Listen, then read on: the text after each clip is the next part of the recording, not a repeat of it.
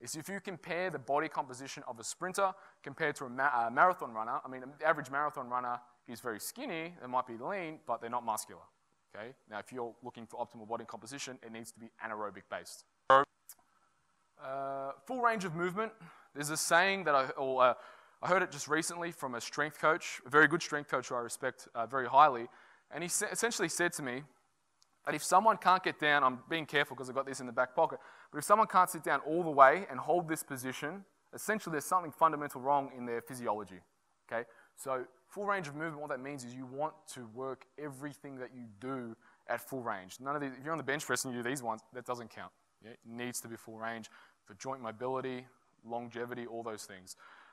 Obviously, actually, interesting point before we move on, the two biggest things, I speak to any good therapist, the most common injuries come from either leg press or Smith machine. Now, if you go to a Fitness First on a Monday night, what are the two machines that are being used the most, besides the treadmills? Smith machine and leg press. So, get a coach. It's an investment in your training. Get someone to teach you how to train. When guys come with us, we teach them, we do everything in 12 weeks. If people want to continue after the 12 weeks, they're more than welcome. But the comment we always get is how much it's made a difference to their year after training and the year after that and the year after that, because essentially it was just that 12-week period where we intensely taught them what to do so they're now confident going into the gym by themselves and getting some great results and having some great workouts. Okay? Full range of movement and respect reps and tempos. And what that essentially means is just simple rules for you guys when you go into the gym, not to hurt yourself. Don't do these ones on the bench press. You lower controlled, you explode. Everything you want to do, you want to be able to measure. So you never want to go into the gym, and especially working with athletes, you never want to go into the gym and go, oh, well, maybe you can do 100 kilos. No, they either did it or they didn't do it. So it has to, the tempo, the rep, everything has to be respected.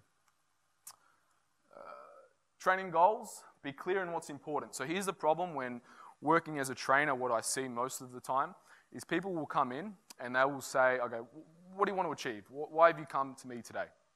And they will say, well, I want to get stronger, I want to lose body fat, I want to put on muscle, I want to increase my mobility, I want to get a bigger deadlift, I want to get a bigger bench press. Well, whoa. The human body doesn't work that way, right? Pick one, and as a bonus, we might get the others, okay? So what I'm saying is you've got to be clear on what you actually want to do. Yes, it is possible, and if I had more time, I'd show you some clients that I've worked with. Marshall's in the room, he can attest to this. Often I get clients who lose body fat and they build muscle at the same time and they get stronger.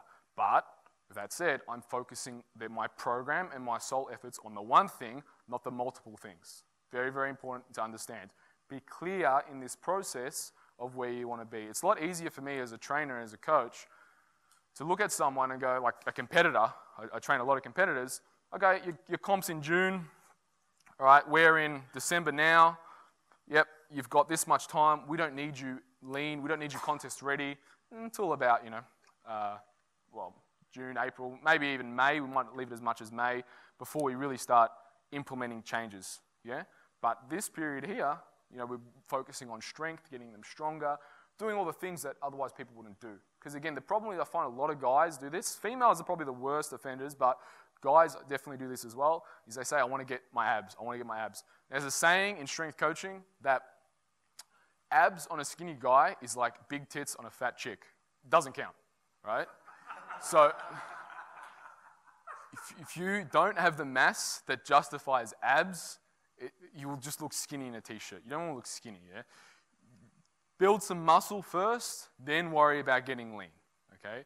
So in that case, let's say you came to see me and you were 12% but only 68 kilos, well, let's bring up your body mass, maybe 79, 80 kilos, then you can worry about focus on getting lean, yeah?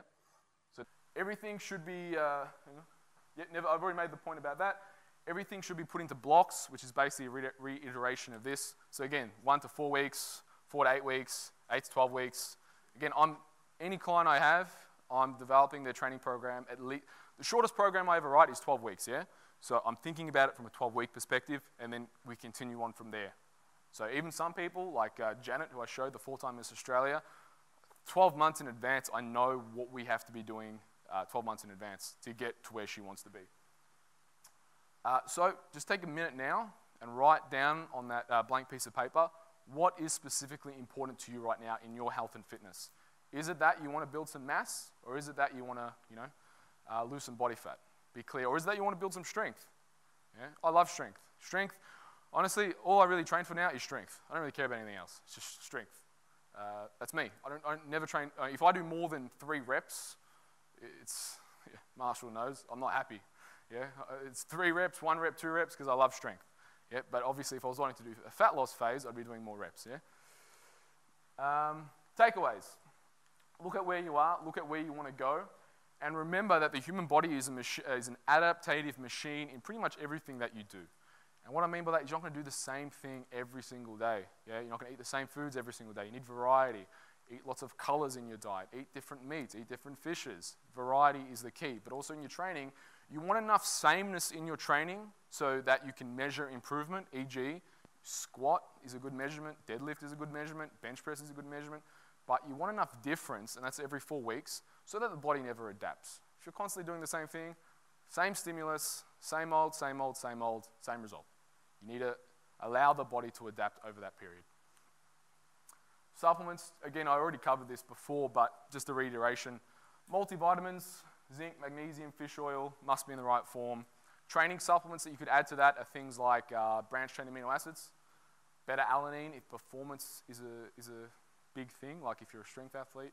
If you want to burn more fat more effectively, carnitine is also very good, but they're kind of some general supplements. But if you had $50, if you gave me $50 and you said, what are the most important supplements to spend my money on? The first one would be a multivitamin, then magnesium, then zinc, then fish oil, okay?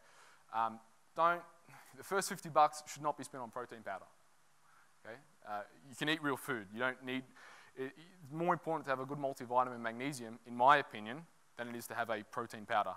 And by the way, just a note on protein powders, I'm not linked to any, I'm not sponsored by any supplement company. Powders in Australia are unregulated. So in other words, they don't have to meet a certain standard. Capsules are very good, but powders specifically are unregulated. So often what's in the label and what's in the product can be 2 entirely different things. So it's something you want to be aware of. Make sure that you buy powders. And again, protein powder is often one of the last things I tell people to buy, especially if they're on a budget, because of the fact that you can make it up with real food. I mean, when I train, 5 minutes after, I just eat a real meal. Yeah, I'm not a huge advocate of protein powders. So finally, before I start taking questions, you can like us on Facebook. It's Facebook.com/Enterprise Fitness Australia. My name is spelt, if you want to add me personally on Facebook, it's Mark with a K, M-A-R-K, and it's O-T-T-O-B-R-E. My blog is Maximus Mark. The reason why it's Maximus Mark and not Mark Ottobre is because Maximus Mark is a lot easier to say. And what else we got? We've got the podcasting show. And you can connect with me. So now, happy to take your questions, whatever you guys can throw at me. All right. This is going to take a little while. But I think we got some time. We had somebody over here first, yeah? How do you balance working out? So for me, I wake up at like 5 a.m. to go to the gym. Yep. And then on weekends, I have to go to work at from 6 p.m. beyond midnight. And then your body cycle gets fucked up. And then Yes, it does. Yes, it does. I mean, there's obviously in everything that I say, there's ideal and then there's realistic, right? It's always about and there's some people who are, I teach nutrition or whatever, and they have like an OMG about all the fact I have to eat organic all the time and all this type of thing. For me, it's about always making the best decisions that you possibly can at that given point in time. So example, I just recently traveled to Rhode Island to do a course with the Poliquin Strength Institute, and I was at the airport. Now, everyone obviously knows airport food is pretty horrendous, okay? But I made the best possible choice that I could with what I had. What I could find was basically what I call chicken dust with salad, right? Has anyone ever got one of those salads where it's like 2 bits of chicken? Yeah, so I had chicken dust with salad. That's all I had available to me, and that was the best choice I had.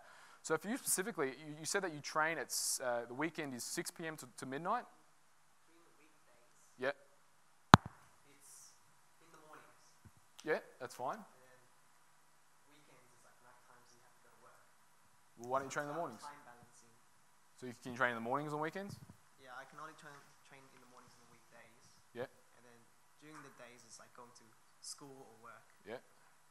So I'm not sure I understand the question 100%. Um, Are you saying you don't have time to train on the weekends?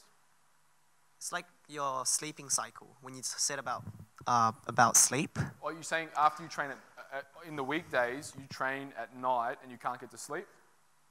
yeah, about going to sleep at the proper time. You know when you said you have to have a dark room? Yes.